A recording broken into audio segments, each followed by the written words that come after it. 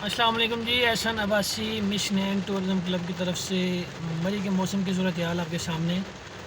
بارش زور و شوروں سے جاری اور بہت سارے لوگ جو ہے اس بارش کے تیز ہونے کی وجہ سے میری ذرا رک گئے، آگے جانے سے گریز کر رہے ہیں کہ کہیں کچھ لینڈ سلائڈنگ، کوئی درخت نہ گر جائے اور کوئی ایسا مسئلہ درپیش نہ آ جائے جس میں سفر میں دشواری ہو۔